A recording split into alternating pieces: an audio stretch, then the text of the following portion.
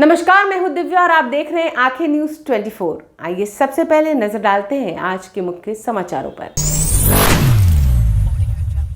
नमस्कार, मैं हूं अमित और आप देख रहे हैं आंखें न्यूज 24। सरहद की हिफाजत करते हुए अपने वतन पर जान कुर्बान करने वाले बीएसएफ के बहादुर सब इंस्पेक्टर मोहम्मद इम्तियाज के छपरा जिला स्थित आवास उनके शव को पहुंचने पर शोकाकुल परिजनों ने नेता प्रतिपक्ष तेजस्वी यादव ने उनका दुख साझा किया और हर संभव सहयोग और सदा उनके साथ खड़ा रहने का भरोसा तथा मांग पत्र पर विचार करने का विश्वास भी दिलाया।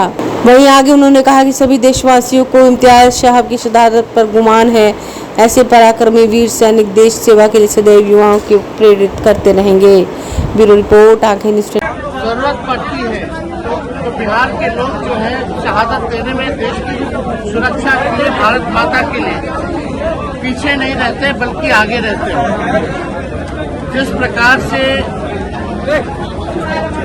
इम्तियाज साहब गढ़ा के रहने वाले थे, 15 दिन पहले यहाँ आए थे छुट्टी में और फिर सीमा पर उनकी तैनाती हुई और बहादुरी के साथ उन्होंने दुश्मन का सामना किया, दुश्मन को मुंहतोड़ जवाब दिया। इस पे हम सब लोगों को उन पे नाज है, हम लोगों को गर्व है और भारतीय सेना पर हम सब लोग को गर्व है।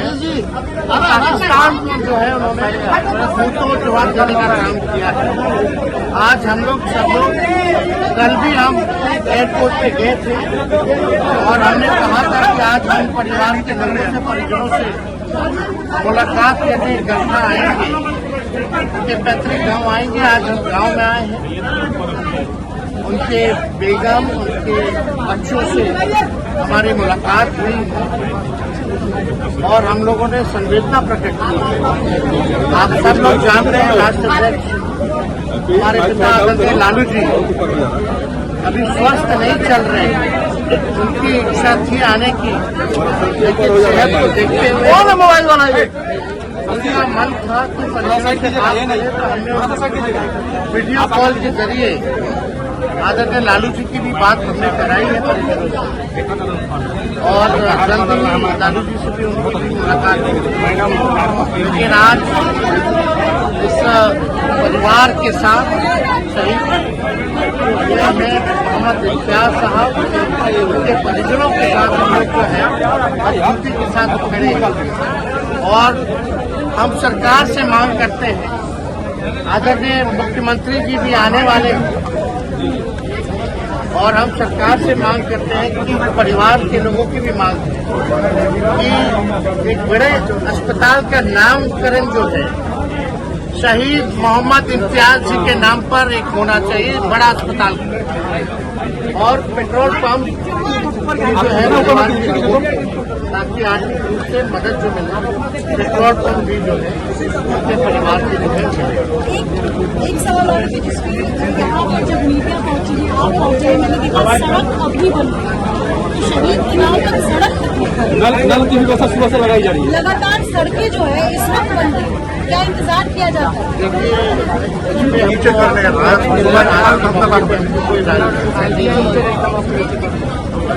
हो सकता है कि मुख्यमंत्री आ रहे तो उनके लिए बन रही हो, लेकिन पिछड़ा इलाका है, इलाकों में जो लोग भी विकास के दावे करते हैं वो तो सबके सामने आ गया। उनका टोकरा वादा लगातार यहाँ भाजपा के सांसद जीत रहे हैं, लगातार आप देखिएगा कि बिहार और केंद्र में एनडीए की सरकार है। खैर, कम से कम अब तो सारी सुविधाएं गाँव में होनी चाहिए। नमस्कार, मैं हूं अमित और आप देख रहे हैं आंखें न्यूज 24। बिहार विधानसभा चुनाव से पहले बिहार सरकार के जितने भी मंत्री हैं, तमाम मंत्री अपने प्रदेश पार्टी के प्रदेश कार्यालय में सहयोग कार्यक्रम रखते हैं और जनता की बात सुनते हैं। इसी क्रम में आज भाजपा प्रदेश कार्यालय में पर्यटक मंत्री राजू सिंह ने जनता की समस्याएं सुनी। उसके बाद उन्होंने मीडिया कर्मियों से बातचीत करते हुए कहा कि पार्टी के कार्यकर्ता या बिहार की आम जनता की जो समस्या होती है उसको सुना जाता है। वहीं राहुल गांधी के बिहार दौरे को लेकर कहा, चुनाव है तो सब लोग आते जाते रहेंगे, इसमें कुछ फर्क पड़ने वाला नहीं। प्रधानमंत्री नरेंद्र मोदी के बिहार दौरे को लेकर कहा कि बिहार के विकास कैसे हो, इसको लेकर दिन रात प्रधानमंत्री लगे रहते हैं। ब्यूरो रिपोर्ट, आंखें न्यूज 24। अरे आज सहयोग में सबसे ज़्यादा ये हो रहा था, हमारे माननीय मंत्री जो है रेवेन्यू, उनसे बात कर लीजिए। हम लोग का बहुत कम ये था। आज पार्टी के कार्यकर्ताओं के लिए, पूरे बिहार के प्रदेश के लोगों के लिए जो किसी भी विभाग से असंतुष्ट हैं और उनका कोई कार्य होता है उसके लिए सहयोग कार्यक्रम चलाया जाता है। हम लोग आए थे और विशेष हमारे माननीय मंत्री रेवेन्यू आप लोगों को बताएंगे क्योंकि इनके डिपार्टमेंट से ज़्यादा। राहुल गांधी बिहार आ रहे हैं, क्या कहेंगे? अरे तो आना जाना तो लगा ही रहेगा, ऐसे भी बिहार में चुनाव होना है और पार्टी के नेता हैं तो आएंगे जाएंगे ही। इस पर क्या कर रहे हैं, कोई नेता आते जाते रहते हैं। बिहार के प्रति कितना सेंसिटिव है हमारे प्रधानमंत्री जी, और डबल इंजन की सरकार चल रही है तो आप समझ रहे हैं इससे बिहार का विकास ही होगा ना। जहाँ नरेंद्र मोदी जाते हैं वहाँ कुछ न कुछ तोहफा देते हैं।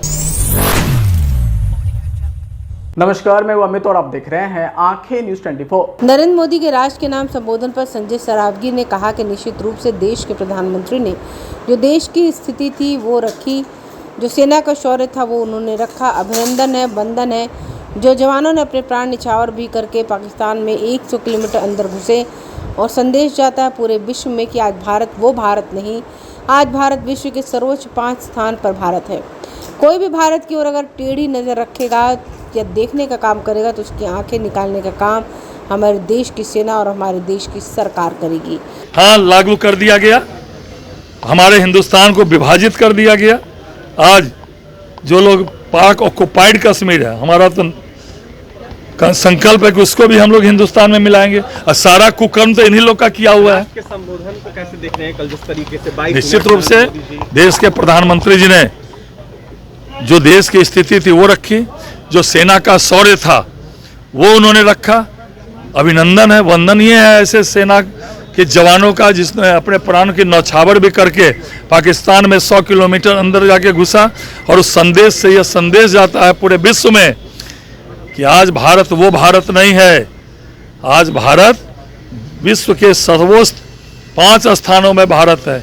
कोई भी भारत को पर आंख टेढ़ी करने का काम करेगा, उसकी आंख निकालने का काम हमारे देश की सेना और हमारे देश की सरकार कर। समाचारों में वक्त हो चला एक छोटे से अंतराल का। पटना में कई वर्षों से शिक्षा में अहम योगदान दे रहा है Gyansthali high school Alamganj Patna city, जहां 10वीं और 12वीं की बोर्ड परीक्षाओं में 100% अंक प्राप्त कर रहे हैं बच्चे।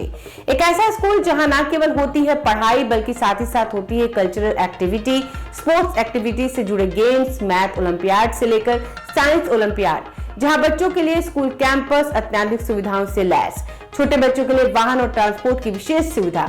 तो देर किस बात की, आज ही कराएं अपना नामांकन Gyansthali high school Alamganj Patna city में, जहां नामांकन की प्रक्रिया जारी है। संपर्क करें पुलिस चौकी Alamganj main road near Alamganj थाना पटना बिहार 800007।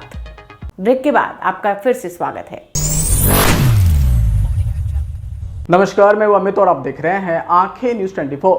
बिहार की राजधानी पटना का चेहरा चमकने वाला है। जी हां, पटना जंक्शन के आसपास अब जाम की स्थिति समाधान होने जा रही। दरअसल मीडिया रिपोर्ट्स के अनुसार न्यू मार्केट के सामने स्थित कबाड़ी मार्केट की जगह पर अत्याधुनिक वेडिंग जोन बनाया जाएगा। बुद्ध स्मृति मल्टी लेवल वाहन पार्किंग के सामने स्थित कबाड़ी मार्केट का सर्वे किया जा रहा है। वहाँ पहले से मौजूद निगम की जमीन की मापी भी की जा रही है। जरूरत पड़ने पर आसपास की जमीन लेने का प्रयास भी किया जा सकता है। इसके लिए नगर आयुक्त अनिमेश कुमार पराशर ने जमीन की मापी करने का भी निर्देश दिया है। एक सप्ताह में नगर आयुक्त को रिपोर्ट सौंपी जाएगी। बता दें कि पिछले कुछ दिनों पटना हाईकोर्ट ने पंचरहा जंक्शन के आसपास जाम और बदबू को लेकर निगम प्रशासन को फटकार भी लगाई थी। वहीं कुछ मीडिया रिपोर्ट्स के अनुसार कबाड़ी मार्केट की जमीन पर बनने वाला वेडिंग जोन कदम कुआं के वार्ड 38 में बने मॉडल वेडिंग जोन की तर्ज पर बनेगा। बता दें कि पटना जंक्शन क्षेत्र पूरी तरह से अव्यवस्थित है। जीपीओ गोलंबर से पटना जंक्शन गोलंबर तक सड़क किनारे फुटपाथ पर वेडिंग कर रहे वेंडरों के कारण आम लोगों के साथ साथ यातायात पूरी तरह से बाधित रहता है। हर दिन अतिक्रमण हटाने का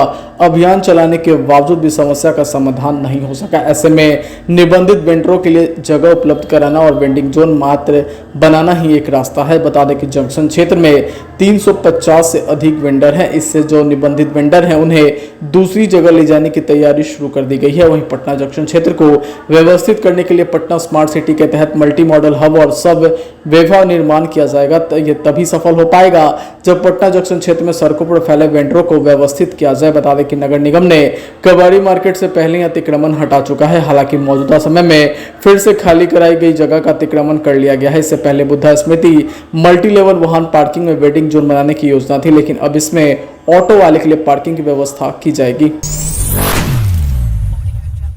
नमस्कार, मैं हूं अमित और आप देख रहे हैं आंखें न्यूज 24। पटना के सदाकत आश्रम में कांग्रेस नेता कन्हैया कुमार ने प्रेस वार्ता कर बिहार में पार्टी की आगामी राजनीति की जानकारी दी। बिहार में न्याय संवाद की श्रृंखला शुरू करनी चाहिए और यह जो न्याय संवाद की श्रृंखला है, इसमें हमारा सबसे पहला विषय जो है वो शिक्षा का सवाल है। इसी तरह से नौकरी का सवाल, भागीदारी का सवाल और समाज के जो अलग अलग सेक्शन के लोग हैं उनके बीच में कांग्रेस पार्टी जाएगी, उनके साथ संवाद करेगी, उनके दुख तकलीफ को सुनेगी और उसी के आधार पर हम न्याय पत्र तैयार करेंगे और उस न्याय पत्र के आधार पर आने वाले दिनों में चाहे चुनाव हो, हमारी सरकार बने या किसी और की भी सरकार बने, उन न्याय को लागू करने के लिए कांग्रेस पार्टी प्रतिबद्ध है।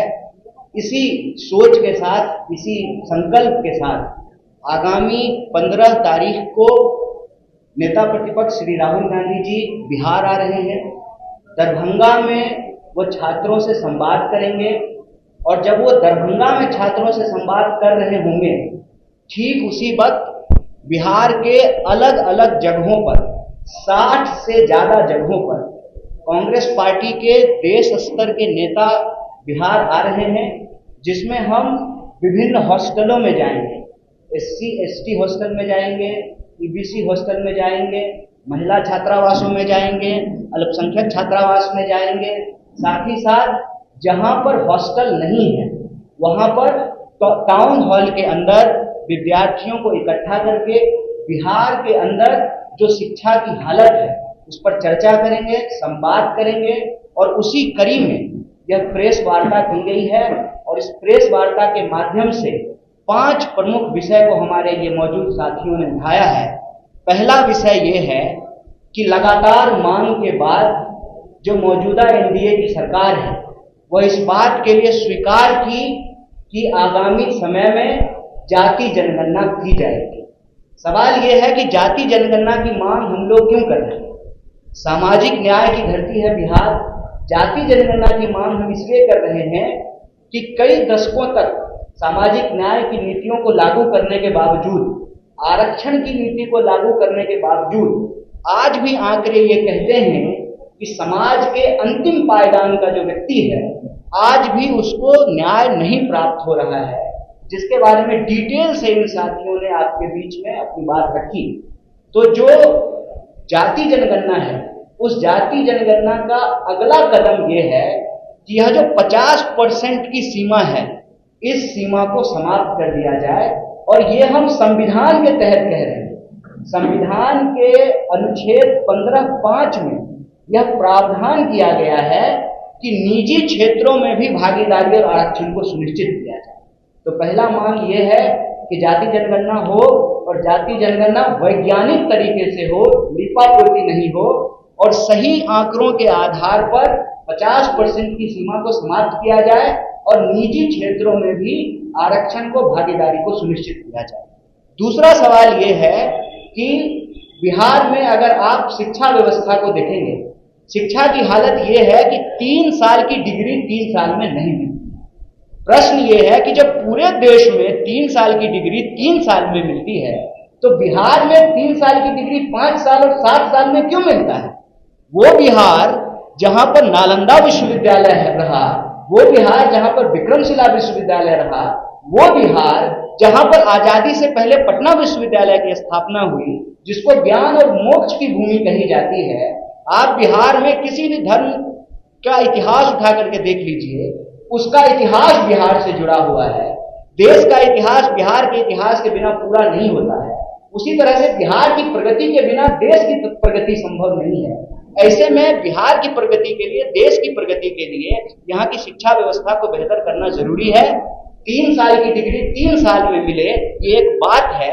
इसके तहत जो मुख्य सवाल ये हैं कि जहाँ शिक्षक नहीं है वहाँ शिक्षक हो, इंफ्रास्ट्रक्चर को बेहतर किया जाए। KG से PG तक सरकार का फैसला है कि SC ST OBC पिछड़ा, अति पिछड़ा और सभी वर्ग की महिलाओं के लिए KG से PG तक फ्री एजुकेशन है। तो ये अलग अलग कॉलेज में अलग अलग फीस कैसे लिया जा रहा है, अलग अलग यूनिवर्सिटी में अलग अलग फीस कैसे लिया जा रहा है, अलग अलग कोर्स के नाम पे अलग अलग फीस कैसे लिया जा रहा है। आप बीएड का फीस उठा करके देख लीजिए, आप बीबीए का फीस उठा करके देख लीजिए, आप मास कॉम का फीस उठा करके देख लीजिए। तो जब सरकार का फैसला है कि सरकारी संस्थानों में केजी से पीजी तक शिक्षा मुफ्त होगी, तो इसको लागू क्यों नहीं किया जा रहा है? बिहार में प्लेसमेंट सेल को क्यों नहीं लागू किया जा रहा है? बार बार क्यों पेपर लीक हो रहा है? रोजगार का जो सवाल है, 4 लाख 4.5 लाख से ज्यादा पोस्ट खाली है, उन पोस्ट को क्यों नहीं भरा जा रहा है? और कोई परीक्षा, चाहे बीपीएससी की हो, टियर 3 की परीक्षा हो, किसी भी डिपार्टमेंट की परीक्षा हो, उनको जो है नौकरी नहीं मिल रही है और रोजगार देने के बजाय बिहार सरकार लोगों को कर्जदार बना रही है। आप ये देखिए कि 2000 करोड़ से ज्यादा रुपया जो है बिहार के विद्यार्थियों के ऊपर कर्ज है। नौकरी मिलने से पहले, मतलब रोजगार मिलने से पहले एक विद्यार्थी जो है वो कर्जदार बन जा रहा है। तो सरकार से हमारी यही मांग है कि साहब, यह जो डबल इंजन की सरकार है, यह डबल इंजन जो है ना पूरा गुजरात की तरफ घुमा हुआ है। रोजगारों उधरे जा रहा है, नौकरियों उधरे जाएगा, बुलेट ट्रेन भी वहीं बनेगा, सारा डेवलपमेंट वहीं होगा। तो ये डबल इंजन जो है वो बिहार की तरफ क्यों नहीं घूम रहा है, जो रोजगार लेकर के आए? सरकार से यही मांग है कि लाठी नहीं नौकरी दो। और एक बहुत महत्वपूर्ण विषय जो यहाँ साथी ने उठाया कि SC ST सब प्लान का पैसा आप किसी दूसरे चीज पे कैसे खर्च कर सकते हैं? आप जब भी सरकार के किसी नुमाइंदे से पूछेंगे कि यह जो मौजूदा डबल इंजन की सरकार है, इसने क्या किया है, तो मुंह छूटते ही सबसे पहले वो कहेंगे हमने पुल बनाया, हमने सड़कें बनाई। आप पुल बनाए हैं, सड़कें बनाए हैं, हालांकि ये अलग बात है कि यहाँ पे जो है पुल चोरी भी हो जाना है। आज के लिए बस इतना ही। अगली बार हम फिर हाजिर होंगे, तब तक के लिए देखते रहिए आंखें न्यूज़ 24। अगर आपने अभी तक हमारे चैनल को सब्सक्राइब नहीं किया है तो हमारे चैनल को जल्द से जल्द सब्सक्राइब करें, लाइक करें, शेयर करें और कमेंट करें।